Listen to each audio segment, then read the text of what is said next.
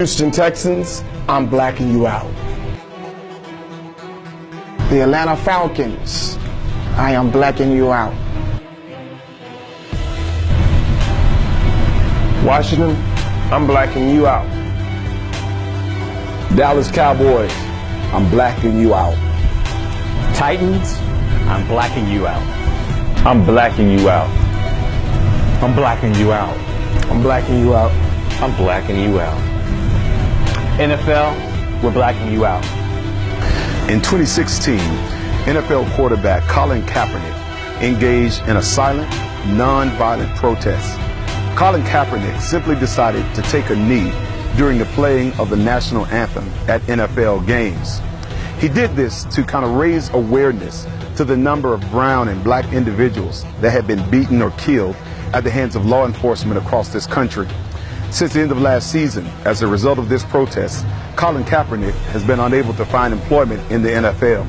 I find that strange, seeing that the NFL has employed individuals that have been convicted of sexual assault, domestic violence, cruelty to animals, along with driving while under the influence. A number of NFL owners have come out and stated the reason they can't employ him is because of a fear of a backlash from sponsors or a certain segment of their fan base. And it's interesting that they've capitulated thus far to a certain segment of the fan base while fearing no backlash from the African American community. The African American community makes up 15% of the NFL's overall viewership. And I find it interesting that they've made the calculation that states that even though they're going to silence one who stood up for values that have meaning to us, they have an expectation that African Americans are still going to be there on opening day, watching and patronizing their product. My belief is simply this: if Colin Kaepernick was willing to take a stand for those of us who are non-celebrities that would have to interact with law enforcement on a day-to-day basis, if he's willing to take a knee for us, certainly we ought to take a stand and stand with him. I think it's important that we take some action steps.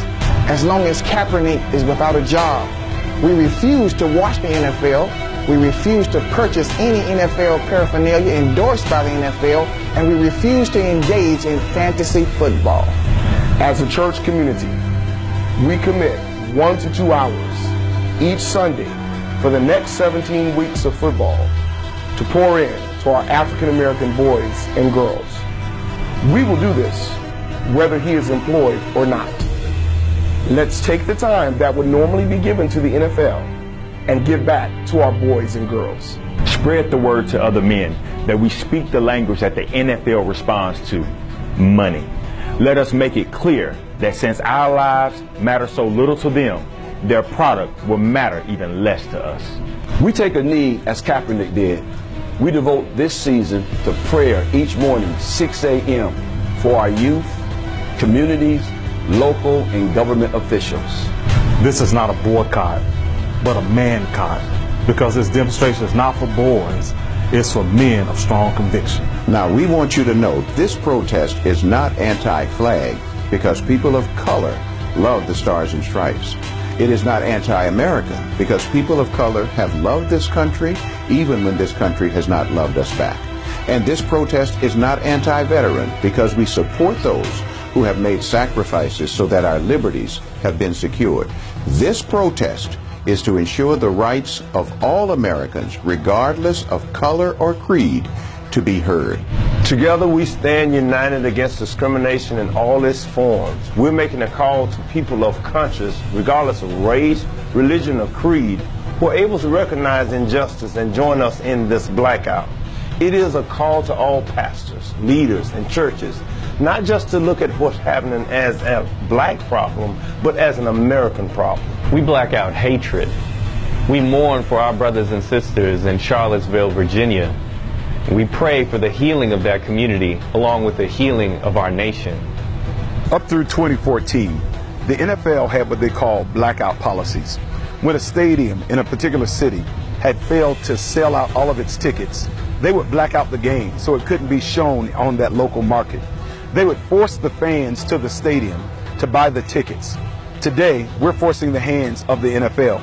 We're saying that there's some values that we have that matter and they count. And so NFL, we want you to know that we're going to black you out. I'm making a call to pastors, leaders, my brothers, all people of conscience, regardless of your race or your background, to join us in this blackout. I want to be clear that I'm a football fan. I played it most of my life growing up, and there's rarely a Sunday that I've missed in my adult years. But there comes a point in time where I've got to prioritize my convictions more than my entertainment value. And let me be clear that this thing is bigger than Colin Kaepernick. He took a stand for an issue that's uniquely valuable to African Americans. But tomorrow, it could be your liberties, your perspective, your worldview that's at stake. He is symbolic of all of us. Join us. Join us. Join us. Join us. Join us. Join us. Join us. We're going to black you out. You're on the clock.